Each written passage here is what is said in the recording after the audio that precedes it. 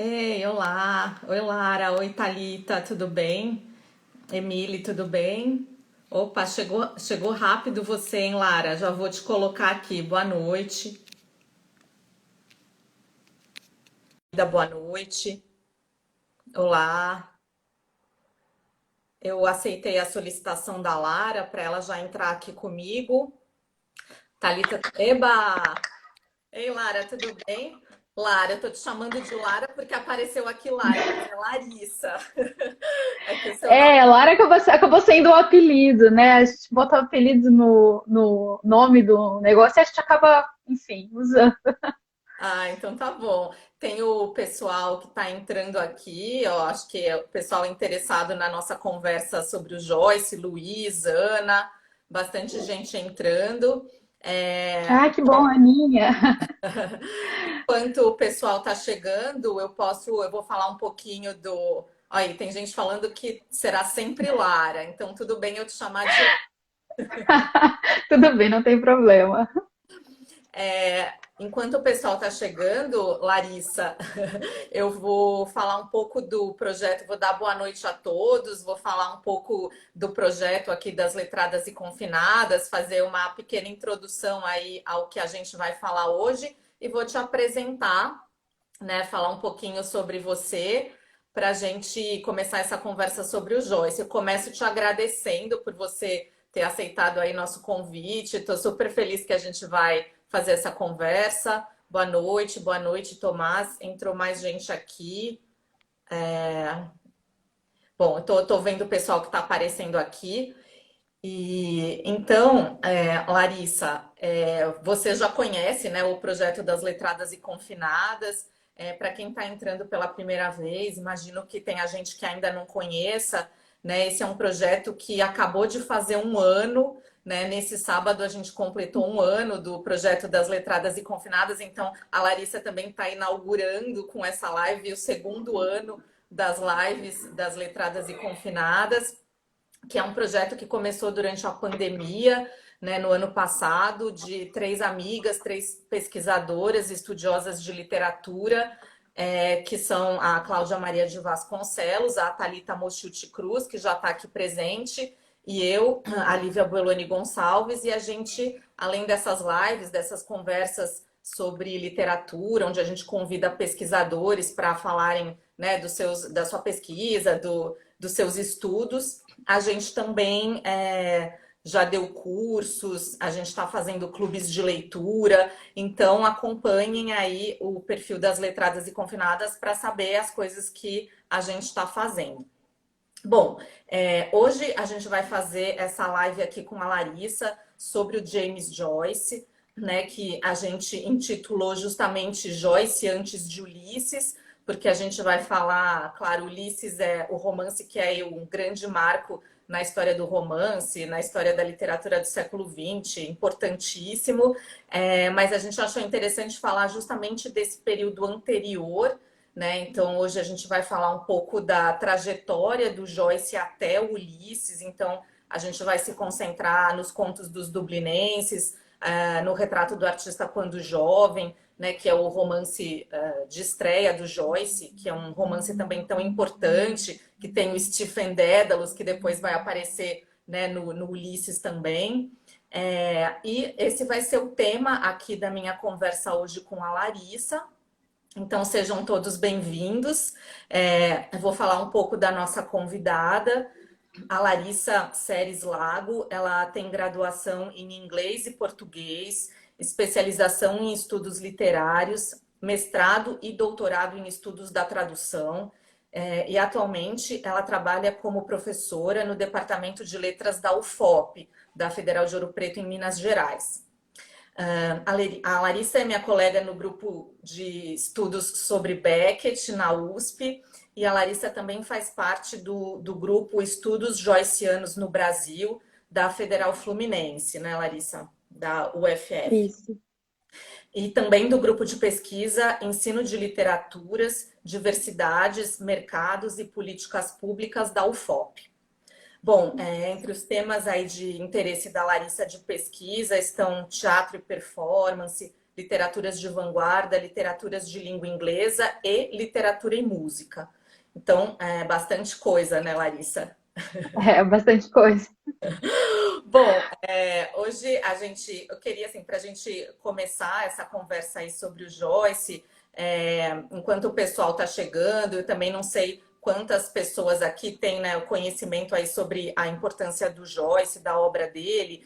Então, eu acho assim, como uma introdução, você podia começar falando um pouco da importância do James Joyce como escritor, né, aí na história da literatura, né, a Irlanda, esse lugar que tem tantos autores importantes, né, Wilde, Beckett, o Yeats, o Joyce, né, um lugar que tem tanta, né, tão importante. Então, eu ia pedir para você começar falando um pouco da importância do Joyce e talvez, se você já quiser falar um pouquinho das características desse primeiro momento, dessa primeira fase, mas aí, depois dessa introdução, a gente começa a falar mais especificamente dessas obras. Então, passo a palavra para você.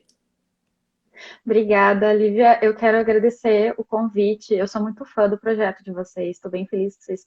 Na verdade, eu não sei se eu estou feliz que vocês completaram um ano, porque estamos confinados ainda. Pois é, Mas eu espero que em breve sejam vocês apenas letradas e não tão confinadas assim. em breve Mas vai enfim. se desconfinar. A gente está louca para se desconfinar, mas infelizmente ainda não deu, né? Infelizmente ainda não, mas em breve, né? Eu fico realmente muito feliz. Eu já acompanhei algumas lives aqui, eu já manifestei para você, para Cláudia, para Thalita, né? Já dei os parabéns, mas enfim, fica aqui os meus parabéns públicos. Bom, então, eu acho que quando a gente fala de Joyce, a gente precisa falar de Irlanda, né?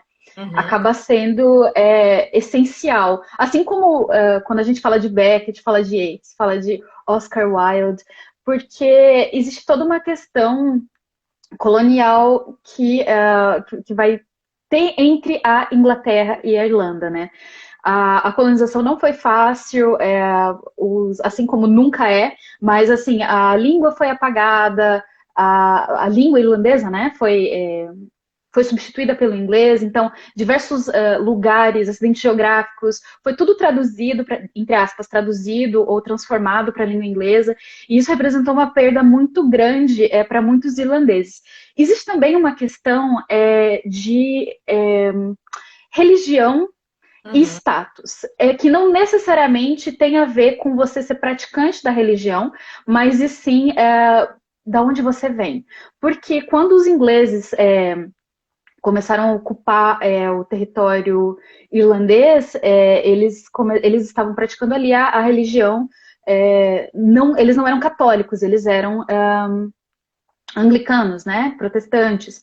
Então, enfim, não sei se estou falando alguma besteira aqui sobre anglicanos, mas enfim, e protestantes, mas eu sei que eles eram anglicanos, né, eles não eram católicos, só que a maior parte da população da Irlanda era católica. Então, eles já chegam com um status diferenciado na Irlanda e isso vai se manter durante muito tempo. A gente vê isso, inclusive, até eles de fato conseguirem mais ou menos se separar, porque existe toda aquela tensão ainda hoje, né, com a Irlanda do Norte.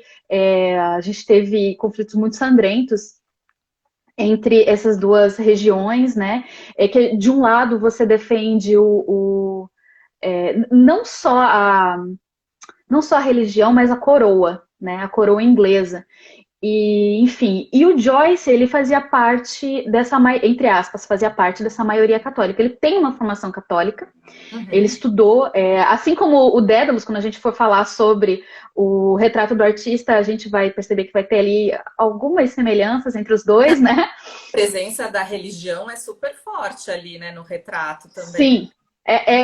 E quando a gente for falar sobre epifania, isso vai vir ainda mais, né?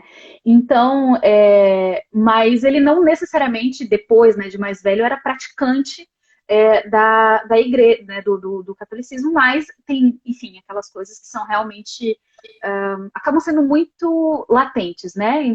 Que é você continue sendo praticante. Inclusive, nas cartas com o irmão dele, as coisas que ele comentou, ele fala que tem uma discussão entre ele e o irmão dele sobre transubstanciação, se ele acredita, ou aí ele não vai comemorar a Páscoa, enfim, existe toda essa questão. E e isso é um...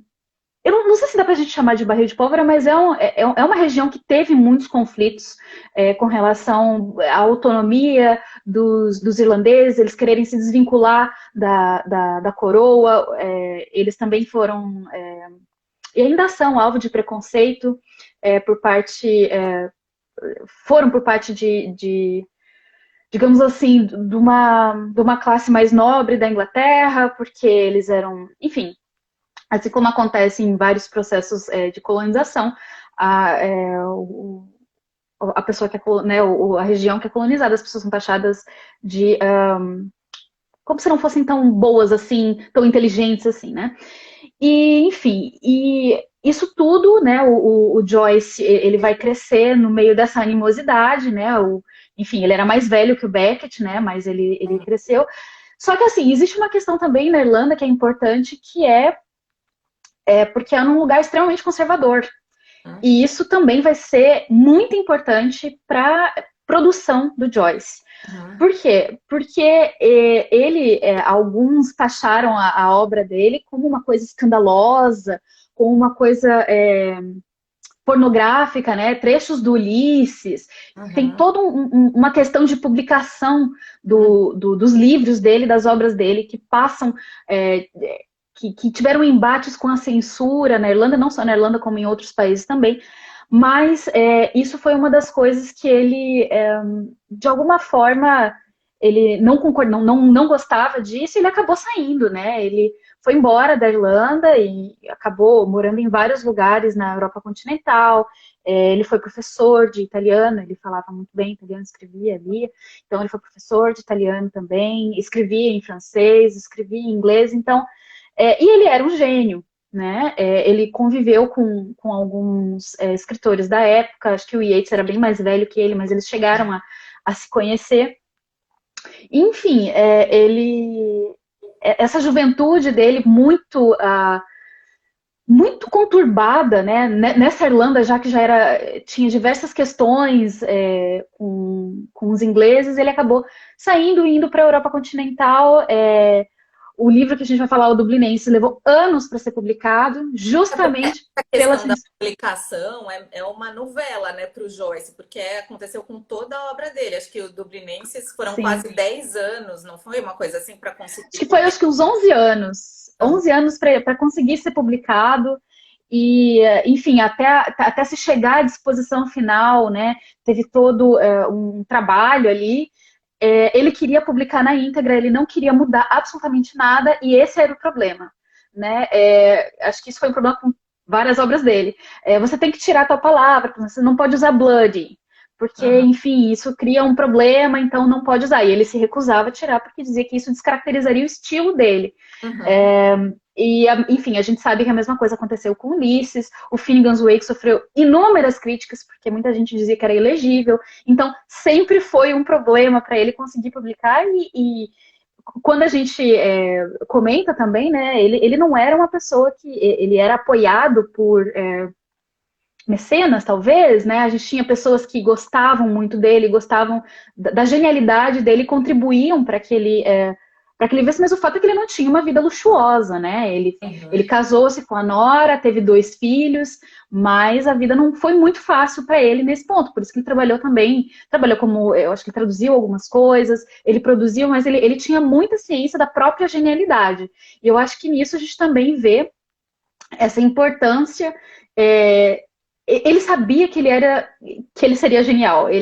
Parece que ele se preparou a vida inteira porque ele sabia que ele escreveria coisas fantásticas e ele quis fazer isso. A fortuna crítica que a gente tem do Joyce é imensa. Imensa. Só de Finnegan's Wake mesmo muita, muita, muita coisa que é trabalhada em cima. Então, ele começa, e é muito gostoso a gente ler esse Joyce anterior, até talvez no mês que vem vocês comemorem o Bloomsday, e aí trazem uma outra pessoa falar sobre Ulisses. Mas é muito interessante a gente ver esse desenvolvimento dele, né? Porque, como você falou, a gente conhece o Joyce através... Muita gente, né, ouve falar do Ulisses. É um livro super... é um livro super difícil, é um livro que não dá para ler direito, ele cria muitas palavras, mas ele é um gênio, e aí fica essa ideia. Só que a gente comenta, não comenta tanto assim dos dublinenses, que são os Uhum, contos que ele escreveu, que são muito bons. E o uhum, retrato do artista, que eu tenho um grande carinho por esse livro, porque, enfim, eu li quando eu estava na graduação, então quando a gente é jovem, eu não sou artista, mas a gente acaba, de alguma forma, se identificando, eu vou comentar depois, com algumas questões que ele traz ali. uhum. Então, e aí até ele realmente atingir ali, é, eu não vou dizer o ápice, porque, enfim, não tem como chamar de ápice, né? Porque ele continuou esticando essas questões de linguagem e arte, né? Essa questão da linguagem como essa forma de entrar em contato com o sagrado. Que sagrado é esse? Muito complicado falar sobre isso, mas tentando fazer isso até o Finnegan's Wake, enfim. Uhum. Ah, eu Eu acho que acho que só ia aproveitar algumas coisas que você começou a comentar, essa coisa da relação com a Irlanda, né? E tentar puxar isso para a gente começar a falar um pouco sobre os dublinenses, né? Não sei se tem ali sim. algum conto que seja preferido seu, ou se você quer falar um pouco da obra de maneira geral, porque tem essa história também de que ali estaria como se ele tivesse querido fazer um retrato da Irlanda, uma história da Irlanda, né? Tem Sim. Claro, a Irlanda está A presente obra, em toda a obra, mas ali, né, tem esse toda a obra. comentário a respeito Eu dos. acho que, sim, eu gosto muito de um conto Eveline que uma amiga minha me apresentou. Eu vou ser bem honesta, antes de conseguir conversar com ela sobre os dublinenses, eu olhava ele com uma cara mas é tão diferente do resto da obra dele, porque ele tem, os dublinenses em geral, eles têm, os contos, eles têm uma coisa meio de realismo que a gente não está acostumado a pensar quando você pensa em Joyce. Aham, Então, mas depois de conversar bastante com ela e como você comentou, né? A Irlanda está em toda a obra do Joyce. Eles passeiam por Dublin, no Ulisses, tá nos mitos que são colocados no Finnegan's Wake. Só que tá muito presente nos dublinenses. Então ele fala da Irlanda e de Dublin com essa, eu não sei, com essa, não sei se é paixão a palavra, mas com essa intensidade.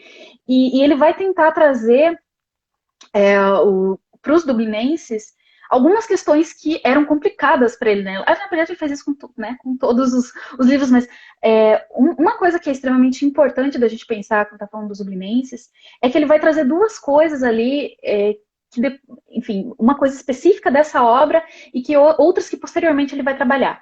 Eu acho que a paralisia que a gente encontra em diversas questões, em diversos pontos, em situações que são narradas ali nos dublinenses, é uma coisa que ele está querendo trazer da Irlanda, que era um país extremamente complexo, politicamente, religiosamente, e não conseguia meio que decidir as coisas, não conseguia fazer as coisas. Tem toda a questão conservadora da vida, né, social, e isso a gente vê. Existe também um movimento, existiu, né? Enfim, um movimento de tentar trazer de volta questões muito irlandesas, de voltarem a falar o irlandês, levar aquilo para as escolas. E o Joyce não era necessariamente a favor disso. Então, ele vai trazer algumas coisas assim, estarão nos dublinenses, né? A paralisia, que é essa coisa de não conseguir não conseguir se movimentar, não conseguir desenvolver. É uma coisa que vão estar nos contos. E é engraçado porque depois a gente vai falar do retrato, só que como romance de formação, mas a gente já tem aqui nesse livro uma espécie de uma formação, porque primeiro você vai ter contos que falam de crianças, depois um pouco mais jovem, depois adolescentes e por fim a gente tem os mortos que foi incorporado depois, né? Então toda a questão da publicação desse livro, como a gente já falou, levou anos, foi muita luta para que ele conseguisse ser publicado. Então, depois acabou se tornando essa disposição. Primeiro, alguns contos que falam sobre crianças, depois a maturidade, depois a adolescência, enfim, juventude, depois a maturidade, e por fim a gente tem o conto que chama Os Mortos, que não necessariamente é complexo o título, porque não vai falar diretamente, ou primeiramente de mortos, assim, não vai ficar trazendo essas coisas, mas isso vai estar muito latente mais pro fim do conto. E um conto que eu gosto muito, como eu falei, é esse Eveline, que foi um conto que eu discuti muito com uma amiga minha, que eu até depois vou comentar, porque ela tem uma pesquisa muito bacana na obra do Joyce. E Eveline é essa menina, essa jovem moça que está, entre aspas, sendo levada. Ela, na verdade, ela se apaixona por um sujeito e eles vão para Buenos Aires. A ideia é eles irem para Buenos Aires. Ele já comprou a passagem e o conto todo é sobre ela tá falando, pensando nas coisas que aconteceram. A família dela não gosta da ideia. E ela vai fugir com esse namorado. E existe uma questão ali que a gente pode ficar um pouco dúbio o que vai acontecer com essa jovem moça em Buenos Aires, né, o que vai ser dela. O conto é um pouco trazendo isso, né? Esse momento dela estar ali, né, prestes a embarcar, e, enfim, né, acaba ficando, né? Pelo menos essa é a ideia que eu entendo ali do final do conto. E se você me permite. Diga, Pode não, falar. pode falar. Não, eu ia falar um pouco. Não, Você falou dos mortos, né? Porque os mortos acaba sendo um conto que todo mundo destaca. Não sei por que ele teria ficado. Claro, eu adoro os mortos, né? Acho que tem uma. Acho que não é sim. à toa que ele é o mais famoso ali dos dublinenses. E talvez isso que eu ia até colocar para você, não sei, talvez por ali tá também toda essa questão, tem uma questão da tradição, né? Tem uma questão meio de uma festa de final de ano, tem várias coisas que você falou aí, da coisa do conservadorismo, da tradição irlandesa, da questão familiar, né? Tudo tem ali, né, como pano de fundo dos mortos, né? E eu não lembro com exatidão de todos os outros contos, mas eu lembro que tem histórias de uns garotos de colégio, tem, né? Agora você está falando da Eveline. Sim. Então, eu não sei se você tinha falado que talvez gostaria de ler algum trecho, você quer ler um trecho da Eveline? Sim, Então tá bom. justamente da Eveline. O Tá, dos mortos, isso que você comentou, não vou me adiantar porque eu vou falar, vou trazer um trechinho específico dos mortos, mas já me adiantando um pouquinho, os mortos ele traz realmente a coisa da família. Essa relação familiar extremamente também complexa. O Joyce vai experimentar isso, vai levar isso para a obra dele, então enfim, se eu puder, eu vou ler. Eu tenho 3 trechinhos separados do Eveline, mas não são muito longos, então se eu vou lê-los assim, comentando, né? uhum. Eu não tenho necessariamente aqui a página, porque eu acabei. Eu estou lendo online ele, né? Mas é no conto Eveline, ele não é um conto muito longo. Tá. Estava Depois, prestes a explorar. Pode desculpa, falar. eu perdi alguns comentários aqui. O pessoal tá fazendo comentários, mas aí Tá, depois eu passo para você antes da gente entrar no retrato. tá bom, então, antes de É, entrar no retrato, tá. tá. Estava prestes a explorar uma outra vida com Frank. Frank era muito afável, másculo, de coração aberto. Ela ia embora com ele no barco noturno para ser sua esposa e morar com ele em Buenos Aires, onde tinha uma casa prontinha para ela. Como ela lembrava bem a primeira vez que o viu, ele estava hospedado numa casa numa rua principal onde ela às vezes passava. Parecia que foi Desculpa. Parecia que foi poucas semanas atrás. Ele estava parado no portão, boné pontudo, empurrado bem para trás, o cabelo caído sobre um rosto de bronze. Aí eles foram se conhecendo. Ele a encontrava na frente das lojas toda tardinha para acompanhá-la até a casa. Ele a levou para ouvir a Boêmia e ela sentiu exultante ali sentada numa parte estranha do teatro com ele. Ele gostava demais de música e cantava um pouquinho. As pessoas sabiam que eles estavam flertando. E quando ele cantava, aquela moça que ama. Desculpe, me perdi aqui. Ai, meu Deus. Peraí. Ah, as pessoas sabiam que eles estavam flertando, e quando ele cantava, aquela moça que ama um marujo, ela sempre se sentia confusa de um jeito gostoso. Ele a ele a chamava de Nanica, só de brincadeira. Para começar, foi uma coisa empolgante para ela, ter um namorado. Aí começou a gostar dele. Ele tinha histórias de terras distantes, tinha começado de grumete ganhando 1 libra por mês num navio da linha Alan, que ia para o Canadá. Ele lhe contou os nomes dos navios em que esteve embarcado e os nomes dos vários serviços. Tinha passado pelo Estreito de Magalhães. Ele contou histórias dos terríveis Patagões. Tinha conseguido se estabelecer em Buenos Aires ele disse, e estava aqui a terrinha só de passagem. É claro que o pai dela tinha descoberto tudo e proibido que ela tivesse qualquer coisa com ele. Então, esse momento ela está ali lembrando, pensando em tudo aquilo que aconteceu naqueles breves momentos e, enfim. Aí depois, mais adiante, né, tem alguns diálogos ali, aí tem mais pro final do conto. Lá estava, no meio do povo irrequieto na estação de Northwall. Ele lhe segurava a mão e ela sabia que ele estava falando com ela, dizendo algumas coisas sobre a passagem, repetidamente. A estação estava cheia de soldados com bagagens marrons. Pelas largas portas dos galpões, ela pôde entrever o volume negro do barco, aportado junto ao muro do cais, com vigias iluminadas. Ela não respondeu. Sentiu o rosto pálido e frio, e do meio de um labirinto de aflição pedia a Deus que a conduzisse, que lhe mostrasse qual era o seu dever. O barco soltou o longo assovio pesaroso pela neblina. Se ela fosse, amanhã estaria em alto mar com Frank, indo a vapor para Buenos Aires. A passagem dos dois estava comprada. Será que ela ainda podia desistir depois de tudo que ele tinha feito por ela? A aflição despertou em seu corpo uma náusea e ela ficava mexendo a boca numa saliente oração fervorosa. Aí tem um diálogo, ele está chamando ela, e aí no final ele correu para passar a barreira e chamou ela para vir com ele. Gritaram para ele de uma vez, mas ele ainda chamava. Ela fixou nele seu rosto alvo, passiva como um animal desamparado. Os olhos dela não lhe davam nenhum sinal de amor, adeus ou reconhecimento. E aqui terminou o conto.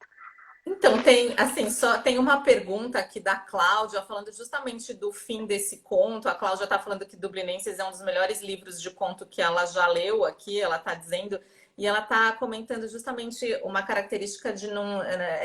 Ela coloca da seguinte forma: isso de não dar para saber direito o fim do conto, que tem nesse que você leu, e em outros contos também. Se você podia comentar isso, né, do final dos contos. E ainda sobre os dublinenses, tem uma outra pergunta aqui. Não, a própria Cláudia está perguntando, dizendo que o Jung e o Lacan consideravam o Joyce um psicólogo que não surtou. Se você concorda com isso. Olha, eu acho que é o Lacan que comenta que ele conseguiu de alguma forma, ele não estou falando nas palavras dele, né? Mas ele fala de alguma forma que o Joyce conseguiu dar vazão a questões psicológicas, talvez psiquiátricas, através da arte. Que ele conseguiu lidar. O seminário do Lacan, não Sim, tem sobre tal. Que ele vai falar sobre o Finnegan's Wake. Eu não sei se ele fala em outros, mas esse eu lembro que eu enfim, assisti algumas coisas, discuti, li trechos, então, que ele vai falar sobre a fala, né? Então, eu não sei se a gente pode atribuir isso a alguma psicopatia ou qualquer coisa assim, né? Mas se foi, olha, foi extremamente... É um psicótico que não surtou. É que ela tinha escrito psicólogo, agora ela está corrigindo psicótico. Então, eu acho que talvez quem trabalha com essas questões de psicanálise pode falar de uma outra forma. E ele não gostava, é muito interessante comentar isso. Ele chamava o Freud e Jung de Tweedledee e Tweedledum alemães. Era alguma coisa assim. Eu lembro que eu estava lendo um livro sobre o Beckett, que ele comenta isso, que ele escreve isso para o Beckett, alguma coisa assim. Então ele não necessariamente gostava, mas a filha dele, se não me engano, se tratou com o Jung. Porque a Lucia teve... ela, sim, surtou mais de uma vez e ficou institucionalizada, né? Ela ficou dentro de uma instituição de tratamento, né? Mas, enfim. E ele acaba conseguindo. Então, o Lacan diz que ele, de alguma forma, consegue dar vazão para coisas que, por exemplo, a Lucia não conseguiu. Então, ele consegue fazer isso através da linguagem, né? E aí a gente pode pensar em várias coisas que, inclusive, tem a ver com a formação dele. Que tem a ver com a formação dele, essa formação católica, e que ele vai depois perseguir toda essa ideia da epifania, né? Claro. Então, talvez, mas eu acho que realmente Uhum. Enfim, não sei se podemos dizer que todo gênio tem uma questão assim, mas ele de fato me parece que tinha. Porque tem algumas pessoas aqui comentando essa coisa do Lacan, né? Que o Lacan não afirma que ele é um psicótico, mas afirma que a obra tem uma função de amarração para ele. É a Cristiane, ela está dizendo também que o Jung sim afirma uma esquizofrenia e sim que a Lúcia, né, que é a filha do Joyce, se tratou com o Jung. Então, estão entrando aqui algumas coisas de psicanálise, mas eu sinto que eu acabei te interrompendo ali. Você estava falando do conto, e acho que você ainda ia falar mais um pouco Sim, dos dublinenses. Eu queria deixar você fazer isso para a gente sim. passar para o retrato. Não sei se É, você ia eu falar. acho que assim, acho que a Cláudia perguntou a respeito do final dos contos, e Uhum, eu acabei me detendo mais na Eveline dos Mortos, mas eu acho que essa, esse final que fica no ar do Joyce, claro que aqui dá para entender que os olhos dela não davam nenhum sinal de amor a Deus ou reconhecimento. Então, dá para entender que ela não conseguiu segui-la, né? E eu acho que nos mortos também é uma questão bem interessante no final dele, porque parece que o livro inteiro você está tentando entender por que chama os mortos. Alô? opa, vocês também? Deixa eu ver aqui. Fui eu que caí? Voltou, voltou. Tá, ok. Eu acho que fui eu. A minha internet ela tá meio complicadinha hoje. Mas eu estava comentando que nos mortos também a gente tem isso. O conto vai se desenvolvendo e você não consegue entender muito bem onde é que os mortos vão se amarrar nisso. É uma coisa que a gente vai entender no final e o final também, de alguma forma, na minha opinião, fica em suspenso. Uhum. E isso é uma coisa que eu acredito que ele também vai trazer no retrato, né? Enfim, aí Ulisses e Finnegan's Wake, aí a coisa ela vai num nível assim que talvez eu não consiga comentar, né, agora, mas eu acho que é aquele, de alguma forma, é aquele momento, é o ponto de inflexão em que, enfim, você completa enquanto leitor, né, Uhum. usa essas informações, né? Uhum. Enfim, posso falar um pouquinho dos mortos, rapidinho? Eu prometo que não vou ficar muito tempo. Não, pode falar, Porque dá tempo, pode falar. os mortos é um. Eu acho que é um dos mais celebrados, um dos contos mais celebrados dele. É muito E bonito, né? Eu acho lindo esse conto. ele é muito bonito. Ele se passa num. Como se fosse um fim de ano aqui, não tem exatamente a data, mas dá pra gente entender se esse Uhum. suspense tem a ver com a Epifania. Eu não sei, eu não sei. Talvez, eu acho que sim. Dentro das coisas que eu pesquisei sobre Epifania, talvez ali já seja um início. Eu sei que dos mortos, sim. Dos mortos, você tem esse momento do final do conto, e enfim, vários autores trazem ele como um momento realmente em que ele começa a trabalhar essas questões de epifania. Né? E depois tem as próprias epifanias, que, enfim, tem até né, epifanias separadas, mas talvez ali já seja um início de trabalhar com essa questão de levar a experiência e a experiência do, entre aspas, mundano, do que está acontecendo naqueles pequenos momentos do dia em que você, né, em que o escritor consegue passar aquilo de uma forma sublime, que a pessoa contemple aquilo e se coloque naquela situação de experiência, enfim, e aquela de uma forma sensorial tentar passar aquilo.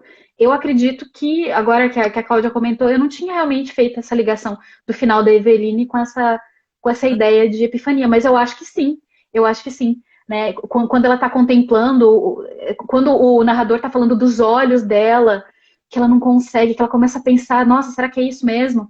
Então eu acho que se o Joyce estivesse andando algum dia ali pelo porto e visse uma situação assim, ele talvez escrevesse porque era mais ou menos essa ideia, né? Ele registrava alguns momentos em que fossem talvez mundanos para, enfim, através deles trazer toda essa ideia de, não sei se é sacralidade, se dá para a gente chamar disso, porque, enfim, mas essa noção de revelação, de divindade da linguagem e da arte, né? Uhum. Falando mais especialmente dos mortos, então a gente sabe que é um conto que se passa no fim de ano. Uhum. Então ele vai ter toda aquela. Só quem passou o fim de ano com a família sabe como é que é. Você vai chegar, vai ter... Eu acho que nesse ponto, esses dias eu estava fazendo uma live, perguntaram para mim sobre essa questão do global e do local. Então, como que falando de uma coisa extremamente local, você consegue olhar o global e, né, global de alguma forma, né? E talvez seja por causa também da nossa colonização, da nossa história, a gente também consiga entender um pouco como que é esse processo de você chegar na casa de um parente, se deparar com algumas questões, tem algumas brigas, alguns problemas, eles começam a discutir política, o que sabemos, não costuma dar muito certo nos fins de ano. E tem toda uma questão, porque o Gabriel, que é o personagem principal, né, que a gente vai acabar seguindo esse olhar dele através do narrador, né? Ele é um jornalista e ele não assina, ele assina com pseudônimo e ele escreve num jornal que fala sobre os ingleses. Então, existe toda uma questão que é discutida ali no momento de jantar, e aí tem um momento de canto. Eu não sei como é que você, né, como é que você é com a sua família, Lívia, mas na minha casa é exatamente assim, todo mundo canta, aí daqui a pouco briga, aí daqui a pouco tô conversando. Então, assim, esse momento é muito interessante. E aí tem um momento no conto em que a mulher dele, a mulher do Gabriel, que eu esqueci o nome dela agora, eu não anotei aqui, mas que ela para, começam a cantar uma música e ela para. E ele nota ela parando e ele observa ela. Enfim, aí tem lá, tem todas as discussões, os comentários, e depois eles vão se encaminhar para o hotel, porque eles não vão ficar na casa da tia, né? Eles vão para um hotel enfim, vai descrevendo tudo isso. E aí o Gabriel vai chegar nesse hotel e ele vai começar a querer ter um momento mais íntimo com a mulher dele, quando ele se depara com ela chorando, em prantos, assim, desesperada, e ele vai tentar entender o que que é. Tem também toda uma questão que dá para falar a respeito desses avanços dele, dessa incompreensão dele perceber que ela não quis nada com ele. E, e aí, enfim, eles vão começar a conversar sobre isso, e ele vai descobrir que aquela música era uma música que um pretendente muito anterior a ele, um pretendente do início da juventude dela, teria cantado para ela. Ela lembra dele através dessa música, e foi um rapaz, ela estava indo viajar, né, ela estava indo morar fora, enfim, estudar, longe da cidade onde ela morava, e esse rapaz resolve ir atrás dela uma noite antes dela ir, e era uma noite muito fria, e ele acabou se resfriando e ficando ali à noite, né? E ela fala para ele, não, volte, e ele resolve ficar ali, e de repente ele acaba realmente falecendo em decorrência de ter ficado ali congelado, né? Para demonstrando todo esse amor, e aí ele escuta isso e se sente até um pouco traído pela memória desse sujeito que nem tá mais ali. Então, quem foi esse cara que mexeu tanto com ela? Enfim, eles acabam conversando bastante até um nível realmente de exaustão, em que eles deitam na cama enfim, no final ela tá dormindo, né? E ele levanta, ele acorda e ele olha para ela e depois vai olhar para a janela do hotel. E eu queria ler esse trechinho. Ele não é tão, são 3 parágrafos que eu acho que são muito bonitos e que de alguma forma eles trazem, são de uma delicadeza muito grande para falar de questões extremamente complexas, né? Você está ali naquela relação, tem política, tem família, aí de repente você descobre uma coisa, descobre alguma coisa sobre a mulher, e aquilo brota nele de uma forma que nem ele esperava que fosse sentir. Enfim, o ar do quarto gelava, desculpe, o ar do quarto gelava-lhe os ombros. Ele se esticou por sob os lençóis e deitou ao lado da esposa. Um por um, eles todos estavam virando sombras. Melhor seguir corajosamente para aquele outro mundo no apogeu da glória de alguma paixão que desabotar e murchar lugubremente com a idade. Pensava em como a mulher que estava deitada ao seu lado agora guardara trancada no peito por tantos anos aquela imagem dos olhos de seu amado quando lhe dissera que não queria viver. Lágrimas generosas encheram os olhos de Gabriel. Ele nunca sentira isso por mulher nenhuma, mas sabia que um sentimento assim tinha que ser amor. As lágrimas se acumularam, mais espessas em seus olhos, e na escuridão parcial, ele imaginou ver a forma de um rapaz de pé sobre uma árvore gotejante. Outras formas estavam perto. Sua alma se aproximara daquela região em que residem as vastas hostes dos mortos. Estava consciente dela, mas não podia apreender a existência impetuosa e bruxuleante de tais hostes. Sua própria identidade estava desabrochando num mundo cinza e impalpável, o próprio mundo sólido que aqueles mortos um dia criaram e que viveram, dissolvia-se e minguava. Uns poucos baques fracos contra o vidro fizeram-no se virar para a janela. Começava a nevar novamente. Sonolento, ficou vendo os flocos de neve prata, os flocos negros e prata caindo oblíquos contra a luz do poste. Era chegada a hora de partir em sua jornada rumo ao oeste. Sim, os jornais estavam certos. A nevasca era geral em toda a Irlanda. A neve caía em cada trecho do negro planalto central, nas secas colinas, suave caía sobre o pântano de Allen e, mais a oeste, caía suave nas negras ondas rebeldes do Shannon. Caía também sobre todo o solitário cemitério nas colinas em que enterrado Michael Furey repousava. Michael Furey é o nome do menino, né? Que a esposa dele, que teve todo esse negócio. Espessa pousava deposta em rajadas nas cruzes contorcidas e nas lápides, nas pontas do estreito portão, nos espinheiros nus. Sua alma desmaiava lentamente enquanto ouvia a neve cair no universo e o leve cair da neve com o pouso do seu fim definitivo sobre todos os vivos e os mortos.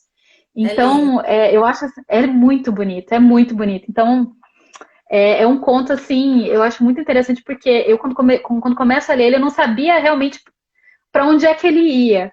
Uhum. Mas esse final é realmente esplêndido, assim, eu acho que... Não, vocês Enfim, foram bons trechos maravilhosos que você escolheu aqui, ô Larissa, para ler dos dois contos. Fiquei bem feliz. Esse bom, final dos mortos é lindíssimo, né? Causa um sim, impacto, né? Quando a gente vem lendo o conto inteiro, é muito impactante, né? É muito bonito. sim, E, enfim, eu não. Olha, nossa, já estamos avançados no tempo, mas ainda dá tempo, porque sim, aqui o Instagram às vezes dá um chorinho de tempo. Mas eu queria entrar no retrato do artista. Vamos entrar para falar um pouco do retrato do artista, né? sim, Que é a outra obra que a gente tinha selecionado aqui, que é bastante importante. E eu ia pedir para você comentar um pouco esse romance, né? Qual certo, a importância desse romance? E até se você puder falar um pouco disso dele ser visto como um romance de formação, né? Como que você vê essa sim. questão no retrato do artista?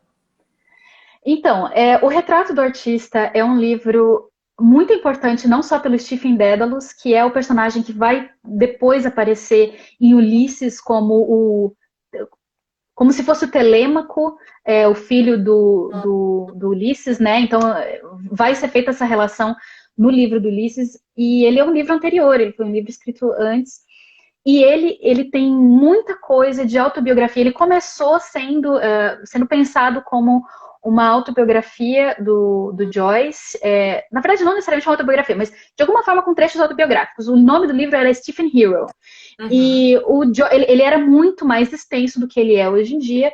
E o Joyce passou muito tempo escrevendo, e nesse Stephen Hero, a gente tem tradução dele para o português, desses manuscritos, ou pelo menos o que sobrou desses manuscritos, tradução do professor José Roberto Shea, Uhum. e chamado Stephen Herói. E nesse livro ele vai trazer algumas coisas, como o princípio do que a gente já comentou, sobre a teoria da epifania, que Uhum. posteriormente a gente vai comentar. Uhum. Então, esse livro, como você bem comentou, ele é tratado por vários teóricos como um romance de formação explícito. O que é esse romance de formação? Ele vem de uma palavra alemã que, infelizmente, eu vou falar aqui do jeito que eu sei falar, porque eu não sei falar alemão, que é Bildungsroman. É alguma coisa assim, mas é romance de formação, que dá essa ideia desses romances que tratam a formação de um indivíduo numa sociedade em que pertence. Então, eles vão falar do desenvolvimento daquele personagem e também da sociedade, porque isso vai acompanhando junto, né? Uhum. E aí vai trazer toda essa ideia temporal, histórica, desses períodos, e isso é muito marcante, muito, muito para a vida do Stephen, provavelmente para a vida do Joyce também, né? A gente acaba fazendo algumas correlações, mas enfim. Então, é essa reflexão sobre o contexto histórico, cultural e específico de cada país, né? A gente tem o retrato do artista quando jovem, quando a gente está falando de Joyce, e ele é comentado. Mas eu também encontrei, quando eu estava pesquisando, eu realmente esqueci de anotar aqui o artigo, mas uma outra designação para falar sobre o retrato do artista em específico. Também é em alemão a palavra, então vou falar aqui do jeito que eu entendi, que é Kindelsroman. Kindle-Roman, que basicamente é um romance de formação, mas não é qualquer tipo de romance de formação. É um romance de formação do artista. Então, se a gente, né, então basicamente existem essas duas diferenças entre o romance de formação, que é, enfim, tá pegando algum personagem, e existe esse romance de formação de um sujeito acima da média, um sujeito genial, um criador, né? E aí, dessa forma, como o retrato do artista quando jovem, já pelo nome a gente sabe que vai se transformar num artista, então a gente acaba trazendo essa ideia, né, de um romance de formação do O artista. Então artista. ele não Aí, acaba. no caso, entrariam mais discussões estéticas, seria essa a diferença, Sim, né? essa é Tá. a diferença, isso. Enfim, o retrato, ele é um livro, como eu já comentei, ele é um livro muito importante. E comentando rapidinho aqui a história, na verdade é muito simples se a gente for falar sobre o que é o retrato do artista. Então, vai falar do início até a juventude, né? Do Stephen Dedalus. Quando eu falo do início da vida dele, é que no início do livro, ele vai começar assim, eu tenho um trechinho aqui. Era uma vez e foi muito bom dessa vez que a vaquinha Mumu veio descendo a rua. E não é que essa vaquinha Mumu vinha descendo a rua e me encontra um menino bem fofo chamado Pitoco. O pai dele contava essa história. O pai olhava para ele por trás de um vidro, tinha a cara cabeluda. Era ele o Pitoco. A vaquinha Mumu descia a rua onde Betty Byrne morava. Ela vendia a bola de limão. Ah, florescer da rosa livre, no cantinho verdejante. Ele cantava essa música, era a música dele. Então, isso aqui realmente é quando ele é muito pequeno, né? Uhum. Então, começa desse jeito que era uma vez, que enfim, né, a gente já vai pensar em contos, em contos de fadas e tudo mais, mas já vai trazendo essa ideia. Vamos começar com o narrador, e isso é bem importante, porque isso vai mudar para o fim do romance. E tem A uma gente coisa de começa com. a própria linguagem infantil aí mesclada. Exato, Tá? exato. A gente tem uma linguagem infantil, o tratamento, o desenvolvimento das frases, ele acaba sendo. Não é aquele desenvolvimento que a gente encontra mais uma maturidade dele contando, ou até o pensamento, né? Dele, de alguma forma, sendo estruturado de uma outra forma. Não, era vaquinha. E ele era o Pitô, que o pai era cabeludo e via ele, e aí entra uma musiquinha. Então, muito. Eu acho muito, muito bacana como esse livro vai trabalhar. E isso, sim, eu tô falando aqui da infância dele, né? Mas a gente vai ter. Da infância, não, ele muito pequeno, né? Depois vai ter trechos da infância. E aí o Stephen, ele vai estudar num colégio, e num colégio, num internato, né? Ele é por jesuítas. Então, ele vai começar a estudar lá.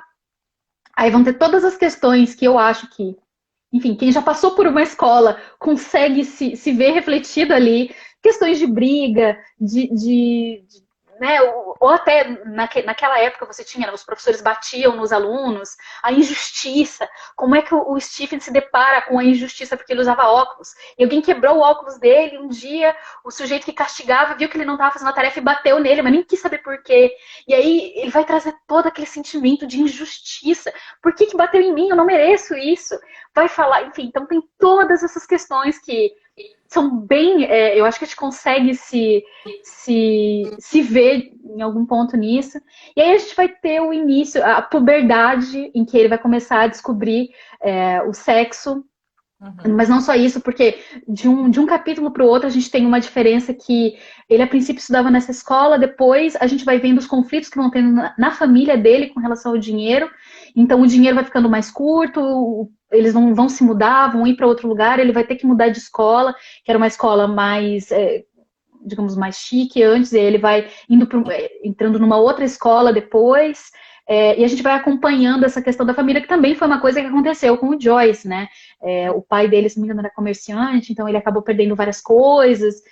E, enfim, eu quero achar aqui um trecho que é justamente quando ele começa a se deparar com questões sobre sexualidade. Então, tem toda também uma questão de, tipo, eles ficam sabendo de meninos que tiveram um encontro, mas foi entre eles, mas o que aconteceu? A gente acaba. Você não sabe direito o que aconteceu, porque o narrador está acompanhando o Dédalus, né? Mas, né, enfim, a gente acaba sabendo que tem alguma coisa que aconteceu com os meninos e com o padre, e você não sabe direito, enfim, isso acaba se desenvolvendo e até que ele realmente começa a se questionar sobre essas questões. Mas aí tem uma parte, agora eu não vou lembrar, mas é no final de um dos capítulos, ali no meio do livro, em que ele acaba, de algum jeito, na zona do meretrício, Uhum. lá da região onde ele estava. E aí ele vai começar a ver umas coisas que deixam ele muito interessado. Só que ao mesmo tempo ele estuda num colégio extremamente religioso, então isso é um problema. Aí eu vou ler aqui um trechinho. Uhum. Tais momentos passaram e nasceu de novo o fogo devorador da luxúria. Os versos lhe escapavam aos lábios e os gritos não articulados e brutais das palavras não ditas lhe voavam do cérebro, querendo abrir caminho. Seu sangue se rebelava. Ele errava por todas as ruas escuras e nojentas, espiando o escuro de ruelas e portas, ouvindo atento à espera de qualquer som. Gemia em voz baixa, como algum predador desconcertado. Queria pecar com alguém de sua espécie, forçar algum ser a pecar com ele e exultar com ela no pecado. Sentia certa presença negra que se movia irresistível sobre ele nas trevas, uma presença sutil e murmurante como uma enxurrada que o preenchia completamente com suas águas. Seu murmúrio lhe assolava os ouvidos como o murmúrio de alguma multidão adormecida. Seus sutis riachos penetravam-lhe o ser, suas mãos lhe cerravam convulsas e seus dentes brilhavam enquanto sofria a agonia dessa penetração. Estendia os braços na rua para segurar-lhe bem frágil a forma desfalecente que lhe escapava e o incitava. O grito que por tanto tempo estrangulara na garganta lhe saía dos lábios, jorrava dele como um uivo de desespero provindo de um inferno de sofredores e morria num uivo de súplica feroz.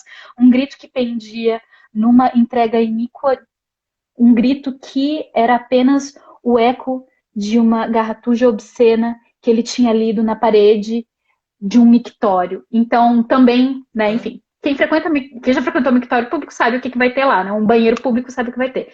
Eu não vou ler aqui, mas tem um outro trecho em que ele, de fato, vai encontrar uma prostituta, vai chamar ele, e ele vai ao encontro dela e cede a esse pecado.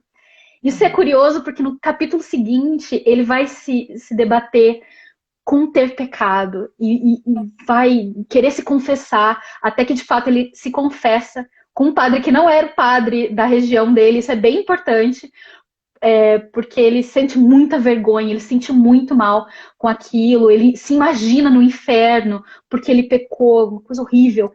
E, enfim, ele teria feito aquilo, e aí isso corrói ele. E aí ele se confessa com outro padre e depois se sente aliviado, porque ele vai comentar sobre essa questão da confissão e tudo mais. E isso é importante porque, posteriormente, se encaminhando agora para o final do romance, ele um dos diretores do colégio vai perguntar para ele sobre ele assumir, de fato, para que ele fosse padre, entrasse no seminário e tal, e ele vai se questionar sobre o poder de quem escuta a confissão. Então, isso de alguma forma deixa ele muito tentado a ser padre. Só que, naqueles momentos que a gente está falando num momento epifânico, ele vai passear por Dublin, se não me engano, e ele vê uma cena de uma mulher, e aquilo vai tocar ele de uma forma que ele descobre que ele não vai poder ser padre. Né? Uhum. Então, nesses momentos que a gente estava conversando, né, a gente já tocou várias vezes nessa ideia da epifania, mas o que era essa epifania para Joyce? É porque É isso essa noção. associado, Pode falar. desculpa te interromper, é só para juntar com isso que você está falando, porque isso das epifanias aparece bastante no retrato, né? Não sei se está mais Sim, no retrato, ou como que você pode comentar isso. Talvez você pudesse ligar essa questão dos momentos epifânicos do Joyce e como eles sim. acontecem aí no retrato. que, não sei, acho que é É, o retrato, o retrato vai ter vários momentos em que a gente tem aqueles momentos, o início, se a gente for pensar, eu vou lembrar da Epifania em inglês, que enfim, ele tá querendo beijar uma menininha, e aí a mãe dele fala que não pode, não sei o quê, e aí ele acaba ficando com as palavras que ela fala na cabeça, em inglês plot his eyes, apologize, apologize, então,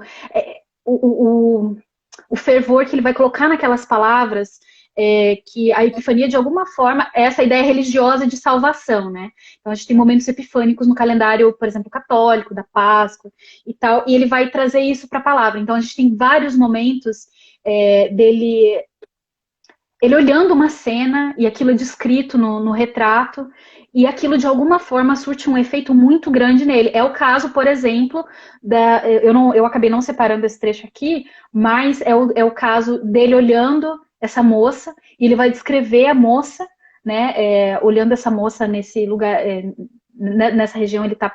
Eu não acho que é o Hyde Park, eu acho que ele tá. Não, Hyde Park não, enfim, Hout Castle. Talvez, se não me engano, é em Hout Castle, mas agora eu não tenho certeza. Que ele tá olhando a moça e ela tá com, se não me engano, com um chapéu, ele vai começar a descrever a roupa, a textura, a pele, a cor da pele. Então, esses, por exemplo, são os momentos epifânicos do Joyce. Essa ideia, a noção de epifania na literatura é anterior ao Joyce, ele não foi o cara que criou isso, mas ele criou a teoria da epifania, que ele vai incorporar isso dentro da obra dele e vai trazer através dessas coisas que parecem mundanas, que parecem pequenas, a moça na estação, como a gente viu anteriormente, né, nos Dublinenses, a moça na estação parada, então o que a pessoa que está vendo, como que ela descreveria aquele momento, né? Então, essa ideia desse encontro com o sagrado, só que numa forma da linguagem. Então, isso, né, é de uma beleza e de uma genialidade, eu acho que, enfim, né, eu acabei estudando muito com uma colega que trabalhou com a ideia das epifanias do Joyce para a tradução do Finnegan's Wake. Então, acaba sendo muito bonito ver como isso vai se transformando. Né? Se a gente estava falando do romance de formação, né, e ver também como que isso foi dos contos dos dublinenses para o retrato, para o Ulisses, até não sei, a explosão que é o Finnegan's Wake, né? Então, eu acho isso extremamente... Mas é basicamente essa ideia de colocar uma ideia de um sagrado, de uma revelação, só que através de coisas, entre aspas, pequenas, coisas que acontecem todo dia, e ver nisso uma beleza enfim, satisfação espiritual imensa, e transportar isso para a linguagem, né? Não, ótimo. Você explicou super bem, muito legal tudo que você falou até aqui. Eu estou olhando aqui o nosso horário, que a gente já deu aqui 1 hora de live, mas ainda dá para a gente, né, falar um pouquinho. Não sei se você quer falar um pouco dessas diferenças, dessas epifanias associadas à linguagem nessa primeira fase e nesse outro momento do Finnegan's Wake. Não sei se você quer comentar um pouco. Então, eu quero só terminar de comentar sobre o retrato, porque tem o final do retrato que, para mim, assim como o final dos Mortos, ele é sublime.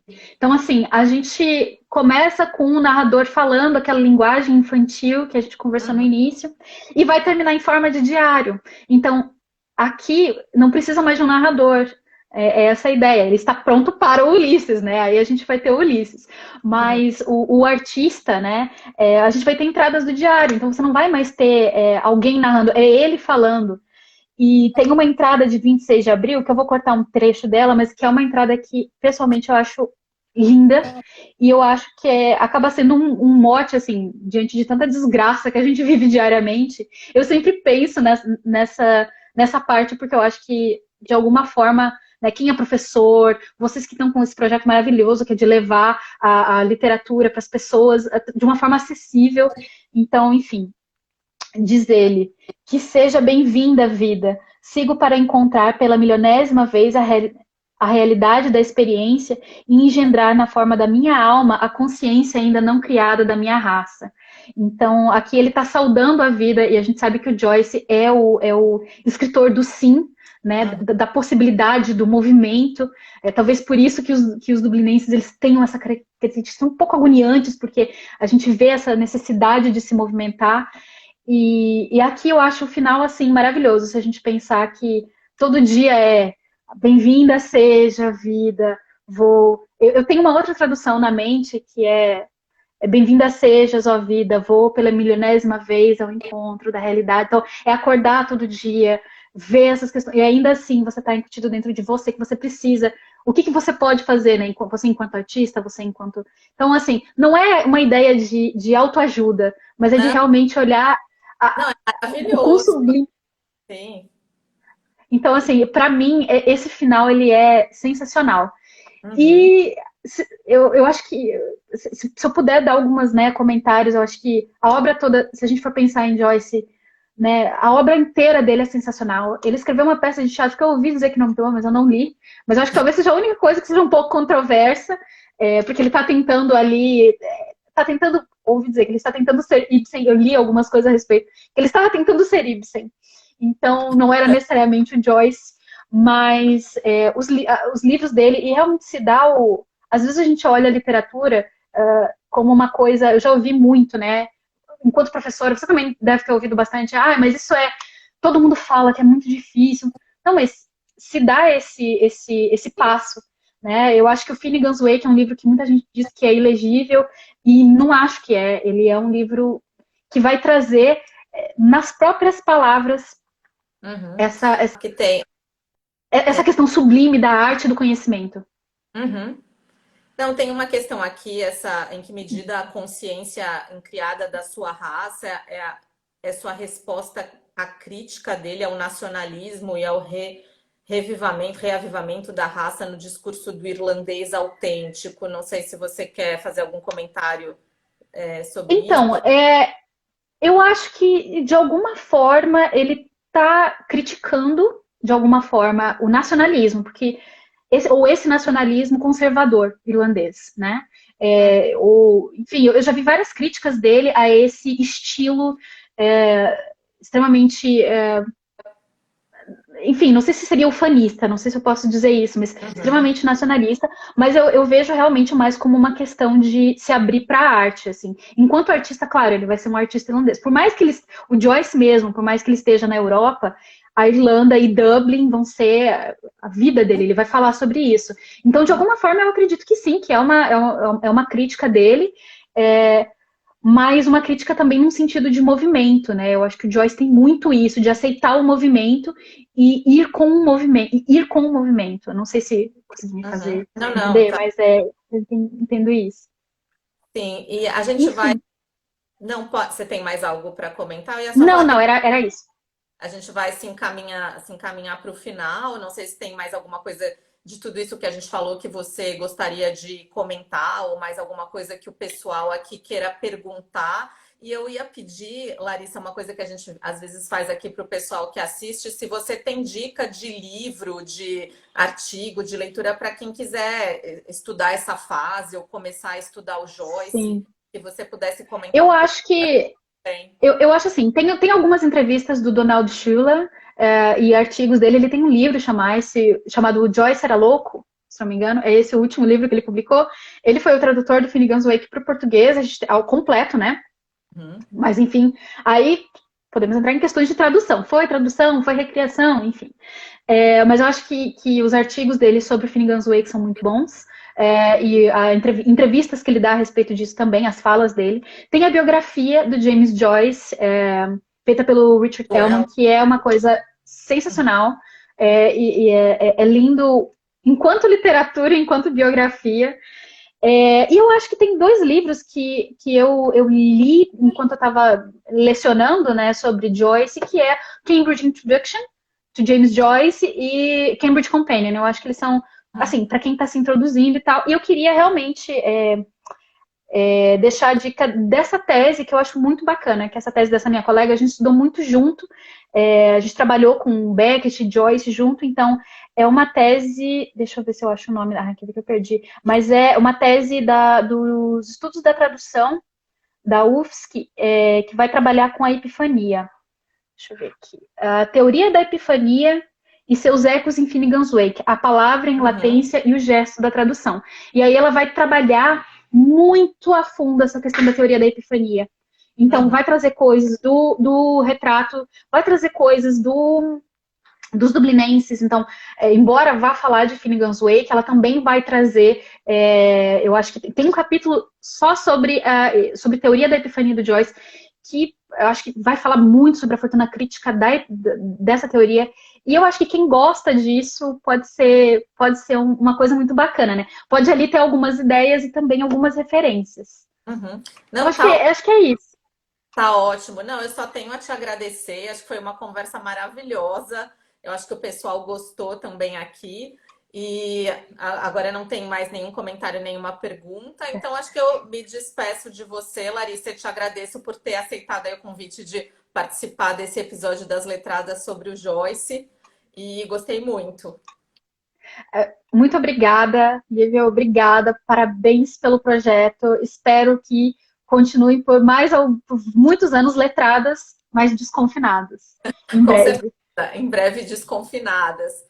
Pessoal, eu vou encerrar aqui a live e até a nosso próximo encontro, tá bom? Até. Bom fim de Tchau, semana. tchau.